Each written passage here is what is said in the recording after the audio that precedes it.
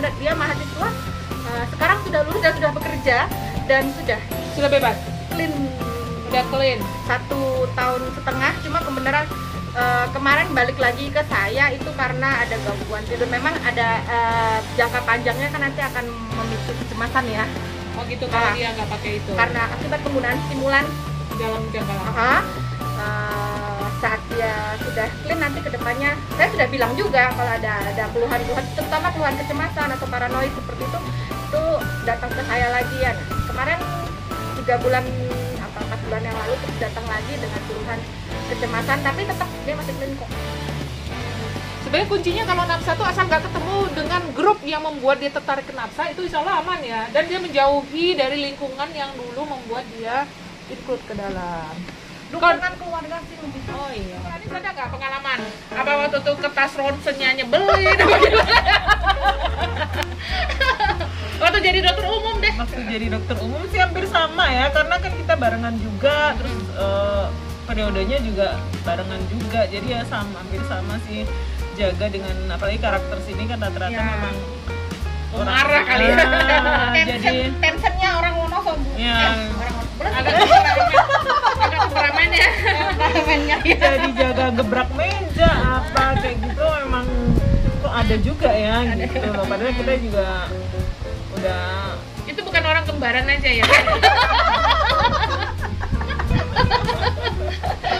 Kalau itu kayak misalnya pengalaman dengan pas jaga ada pasien yang di OA dan on arrival itu pernah nggak ngalamin gitu? Pernah sih, pernah waktu jaga IGD pernah juga lah. Itu yang susah juga jelasin ke keluarganya juga kan. Kadang kita ada beberapa keluarga yang dikasih tahu juga. Itu karena nggak tahu ya apa kebenaran yang dibawa ke rumah sakit itu rata-rata orangnya temperamennya seperti itu, apa memang warga sini tuh yang kayak gitu kan? Kayaknya betul itu kesimpulan kamu.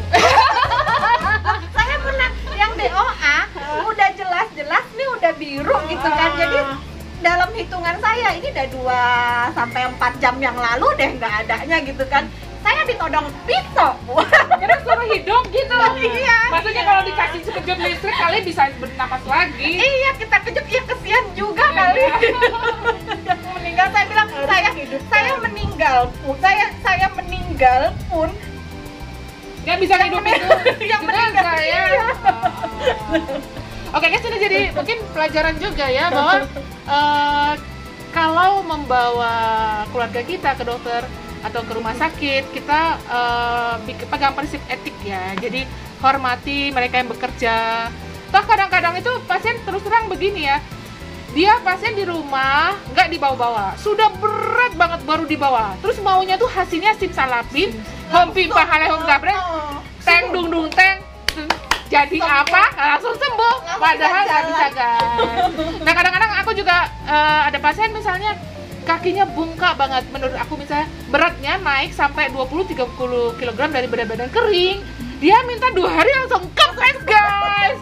Aku terus bilang gini, kalau dokternya malaikat Ridwan nggak bisa bantu, apalagi aku gitu. Nah aku suka banyak. Sebagai dokter radiologi ada nggak dokter Anis? Apa ya, paling aku tuh waktu sekolah aja ya, waktu sekolah keluar Jawa ya, ke sempat BKS ke Tarutung. Tarutung nggak? Sumatera Utara, Sibolga. Iya, Tapanuli Utara. Sibolga. Ya, Tapanuli Utara. Oh sampai sana. Dulu kan Tejo dapatnya yang di Papua. Aku dapatnya di Tapanuli. Dari barat ke timur ya. Jadi kamu bertemu dengan budaya yang sangat berbeda, sangat bahasa berbeda. yang berbeda. Itu pengalamannya gimana itu? Ceritain. 6 bulan ya? 6 bulan sih, 6 bulan. Pertama jauh dari anak pertama kali, jadi kan memang susah juga. Terus alatnya juga minimalis. Jadi cuma ronsen torak doang kali. Ronsen aja sama USG. USG pun propnya prop konvek. Jadi kalau kita mau USG mame, USG payudara gitu, pakai itu, dikasih handscoon kan, terus kita udah beliin handscoon, udah beliin ditimpa gitu kan. Meskipun juga nggak sebegitu bagus juga kalau kita misalnya memang pakai alat yang kayak gitu. Terus di sana kan juga, tapi sekarang udah besar sih rumah sakitnya, udah besar. Kemarin aku lihat udah besar karena mungkin kan sekarang di sana buat itu ya Danau Toba itu ya Danau Toba. Jadi daerahnya dilalui ya. Bandaranya udah wah sekarang bandaranya udah itu, terus rumah sakitnya juga spesialisnya lengkap sih sekarang. Jadi waktu itu sempat berenang ke Danau Toba juga enggak? Kabanjahe? Ke Kabanjahe menyeberang main ke Danau Toba ya waktu libur sama ada dari internat, ada dari Mata sama Syaraf. Berempat oke. kita dari Jogja ke sana. Katanya yang Kak Sofi itu Makannya yang mata.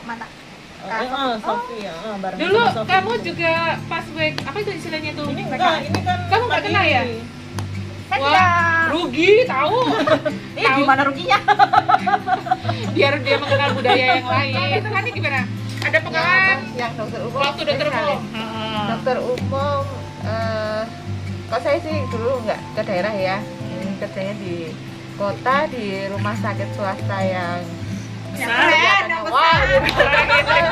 Pernah dikomplain pasien karena memberi obat yang menurut dia murah karena kan dia sakit kepala bule Kasih untung ya. kasih Kalau anak dikasih obat harga sejuta dia nggak komplain, harga 10.000 marah.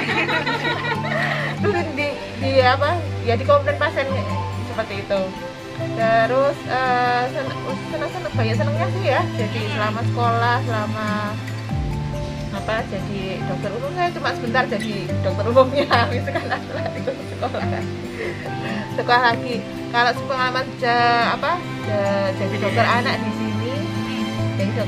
sini, itu yang paling berkesan buat saya itu ada pasien yang kebetulan penyakit kronis ya, Apa thalassemia? bukan penyakit kronis juga sih, dia ada gangguan tumbuh kembang. Jadi ada GPPH, kemudian ada epilepsi. Nah, ini kebetulan orang yang tidak punya. Nah, itu saking aninya sama saya ya, itu suka membawakan apa-apa ke rumah sakit. Jadi dia tuh rumahnya aja tuh kalau periksa ya. Ya nggak setiap kali periksa sih, tapi saya tahu itu dikumpulkan dengan sepenuh ini ya. Dia itu memelihara ayam gitu ya, mungkin ayamnya juga nggak banyak, bukan peternak yang besar gitu ya, cuma ayamnya cuma berapa, telurnya itu dikumpulkan, setelah banyak itu dibawakan. Pernah dia itu membawakan itu ayam jago yang kata orang saya itu Anak kesayangan. Kesayangan. bagus gitu kan, ininya bagus itulah. Itu pas kebetulan waktu itu di rumah sakit sedang ada pemeriksaan dari BPK kita juga deg-degan ya kalau ringtone-nya bunyi itu ayamnya itu. Jadi benar-benar anaknya anaknya kan kemudian ya karena kondisinya nggak bagus waktu itu meninggal. Ada yang anaknya meninggal karena dia itu ada gangguan tumbuh kembang, meninggal anaknya itu. Orang tua ini masih silaturahmi lebaran kayak gitu tuh Masih ke tempat saya tuh bener-bener ya terharu. ya itu pengalaman yang Menyenangkan. menurut saya paling Berkesan ya. mengesankan ya. Teman-teman ini hobinya apa sih? Saya hobinya itu mengurus rumah tangga ya. Baking juga ya. Ya, entah itu masak lah, entah itu masak sama bersih-bersih terutama ya. Dan yang ketiga tidur. Oh, kayaknya nggak aku banget ya itu ya. Aku hobinya mantannya aja. Makan dan jalan-jalan. Oh iya, jalan-jalan bersih-bersih ya terutama. Kalau tanaman apa ya butuh Kayaknya itu ayai diharapkan itu dalam waktu lama baru kelihatan hasilnya itu kan. Nggak kelihatan itu ya kan. Sekarang kita ini, kalau bisa ada moto hidup apa sih? Hah, moto? Oh, ada yang bikin happy aja apa gimana? Dulu, kan aku pikirin dulu. Oh ya. Moto. Bukan Ajinomoto loh ya. Udahlah ikutin aja lah sesuai. Oh, jadi let it flow seperti sungai mengalir. Iya. Kalau sungainya banjir gimana terus? Ikut arus aja. Ikut arus. Kalau arusnya ngajak kita ikut juga. Dokter Hani apa Dokter Hani? Saya ya ikutlah apa yang perintahkan Allah ya. Nah, insya Allah semua berkah, insya Allah di belakangnya baik dan insya Allah semuanya. Jadi hidup tuh ibadah ya. Semua yang kita kerjakan lillahi ta'ala dengan bismillah jadi cadangan itu ya, cadangan pahala nanti di hari nanti. Kalau Ada mau ditanya nggak sih sama teman-teman ini? Hah? Udah sering ketemu, udah sering nanya. Sering nanya. Fotonya dulu. Oh iya iya, ini PR. Apa ya? Oh ini, pokoknya lakukan yang terbaik aja dan jangan mudah menyerah, jangan takut sebelum mencoba. Itu aja deh. Maju terus pandang.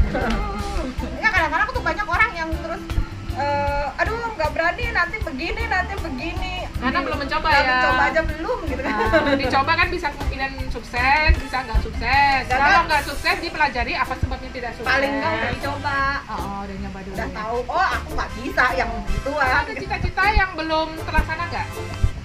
Misalnya pengen masuk surga belum terlaksana. Itu cita-cita, itu sama seperti kita nanti bakal tua kan. Itu bukan cita-cita ya. Cita-cita apa? Apa ya cita-cita yang Pengen sekolah lagi kah? pengen Atau- loh, pengen. Pengen? Tapi kayaknya Dokter Danang, dia pengen sekolah lagi guys. nggak bisa Boh kalau di sini. Harus pindah ke RSD atau enggak harus iya. naik ke B ya. Tipenya B baru bisa sekolah lagi. Tadi ada omongan juga Betul. Sebenarnya saya lagi cari-cari ting di Kalau mana. aku nggak bisa soalnya udah lewat 45 guys. Batas akhirnya untuk ngambil sub adalah umur 45. 45. Oh belum kan? Masih Masih ada setahun lagi kurang. Berapa tahun? masih 8 tahun. 6 tahunan lagi. Ya masih ada kesempatan. Kalau aku udah kesempitan guys. Bajuku udah sesak. Anis pengen sekolah lagi. Agak diizinin kayaknya kamu. Enggak, kelihatannya enggak ini. Nggak ada cukup ya. Dia mau Kayaknya. bikin ini bakery. Oh iya. Cita-citanya mau bikin bakery. Anis bakery Rasa guys. bakery. Pulang aja nanti ya buka warung makan. Buka warung makan. Oh di sini boleh. Warung soto ya. Di depan Warung mancingan. foto Boyolali. Foto Boyolali. Oke, setuju aku. Nanti aku pembeli pertama. Nanti kita review guys. Udah harga ini masih pengen sekolah kan? Masih? Jadi, Masih? Ayo. Insya Allah doain ya. Iya. iya.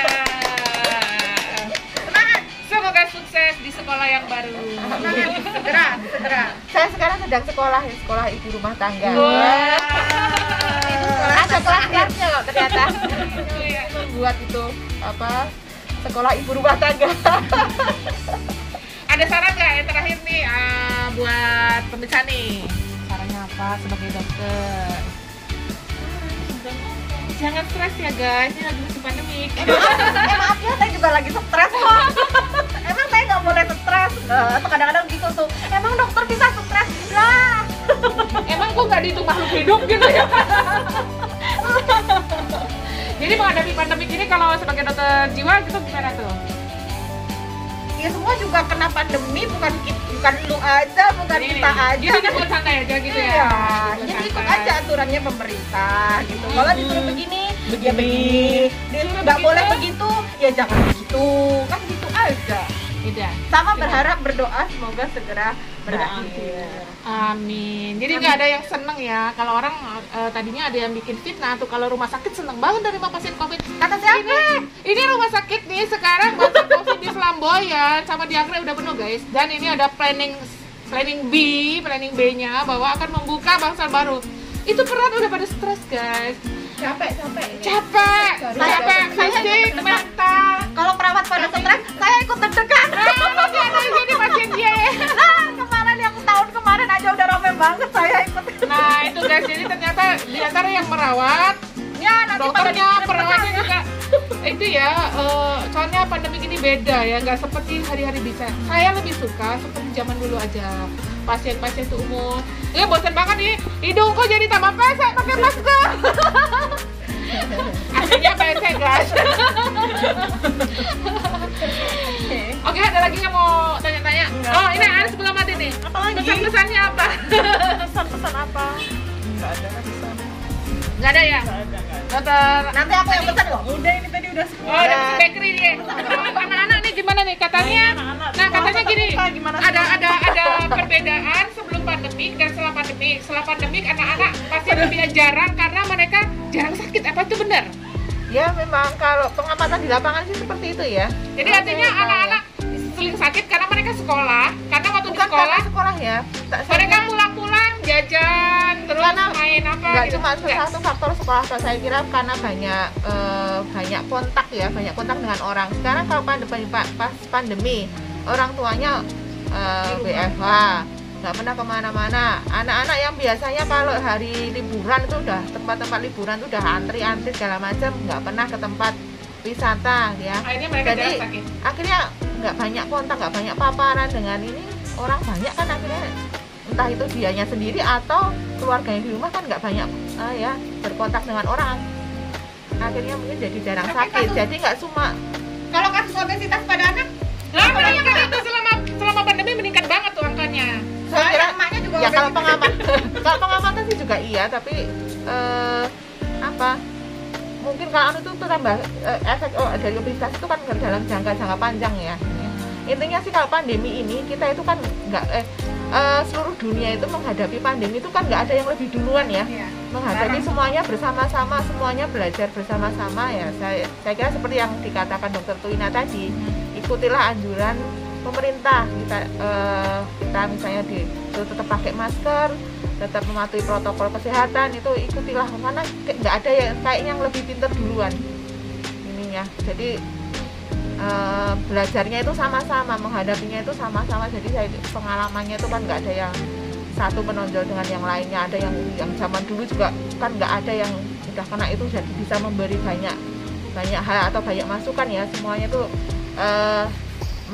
tambah waktu itu kan update-nya juga kan cepat sekali untuk ininya, kondisinya. Oke. Nampaknya ngobrol-ngobrolnya udah 1 jam nih guys. Jadi kita udah gerbek rumahnya Dokter Anis. Nanti kalau udah komplit, udah jadi kolam renangnya, kita kesini lagi ya guys. Udah ada kalau renang di belakang. Kolam ikan. Oh boleh ya? Boleh, Bakar ikan boleh. Boleh barbecue di sini guys. Oke, kita tutup ya. Makasih banget nih Dokter Anis sudah menyediakan tempat. Udah heboh juga nih, beliau ini juga sibuk ya. Jadi ada waktu hari ini. Kita bikin janjinya susah loh guys. Dia bisa, gue nggak bisa. Dia bisa, ini nggak bisa gitu. Akhirnya, oh ya nih hari Sabtu terakhir, semoga bisa. Akhirnya bisa. Oke, saya tutup. Stay safe, stay healthy, and stay happy.